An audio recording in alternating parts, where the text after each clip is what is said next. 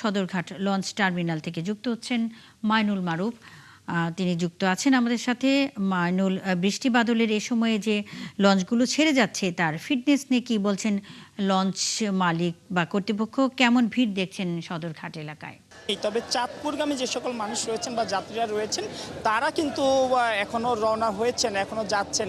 কিন্তু যে বরিশালগামী যেসব লঞ্চ ছিল বা বরিশাল বিভাগের সেই লঞ্চগুলো কিন্তু বলা যায় যে এখন অপেক্ষায় রয়েছেন যাত্রীর, এবং যাত্রী হলেই তারা কিন্তু ছেড়ে যাচ্ছেন। এবং অন্যান্য যে সকল রুটের লঞ্চগুলো রয়েছে সবাই কিন্তু যাত্রীর অপেক্ষায় রয়েছেন। সকালে কিছুটা ভিড় দেখা গিয়েছে, আমরা এসে জানতে পেরেছি যে সকালে প্রায় 20টির মতো লঞ্চ ছেড়ে গিয়েছে এবং এখনও কিন্তু একের পর এক লঞ্চ ছেড়ে যাচ্ছে।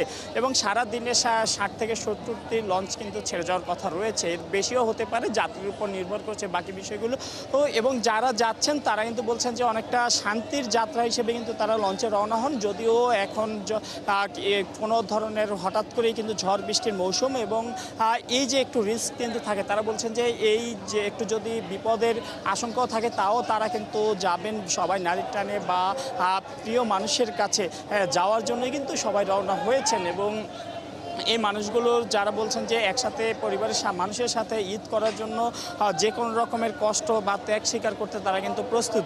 এবং আমরা সকালে যখন এসেছি তখন দেখেছিলাম যে বিশেষ করে চাঁদপুরের ঘাট ছাড়া অন্যান্য লঞ্চগুলো অপেক্ষায় ছিল, যাত্রীর তেমন একজন ছিল না। এবং যে লঞ্চের যে সকল কর্মকর্তা কর্মচারী রয়েছেন তারা অনেকটা বলছিলেন যে তারা ভুগছেন, যেহেতু সড়ক পথে এখন পদ্মা সেতু হয়, বরিশালগামী মানুষ খুব সহজেই পৌঁছে যেতে পারছে। তাই কিন্তু এর ফলে কিন্তু এই চাপটা কিন্তু সদরঘাটে যে চাপ দেখা যেত আগে সেই চাপটা কিন্তু অনেকটাই কমে গিয়েছে। এখন মানুষ আসছেন এবং তারা বলা যায় যে অনেকটা কোনো ঝামেলা ছাড়াই কিন্তু নিজ নিজ গন্তব্যে যে এই সকল লঞ্চ রয়েছে সেই সকল লঞ্চে কিন্তু রওনা হতে পারছেন। এবং আবহাওয়ার পূর্বাভাস দেখে লঞ্চগুলো কিন্তু ছাড়া হচ্ছে। আমরা বেশ কয়েকজনের সাথে কথা বলেছিলাম, লঞ্চ মালিকদের বা লঞ্চের কর্মকর্তা, তারা সবাই বলছেন যে তারা সে সকল বিষয় খোঁজ রেখে, আবহাওয়ার বিষয়গুলো খোঁজ রেখে কিন্তু তারা রওনা হচ্ছেন। এবং এখন পর্যন্ত কিন্তু আমরা বেশ মাইনুল মারুফ, আপনি আছেন, খবর রাখতে থাকুন। নিশ্চয়ই পরবর্তীতে আরও জানবো আপনার মাধ্যমে ঈদে ঘরে ফেরা মানুষের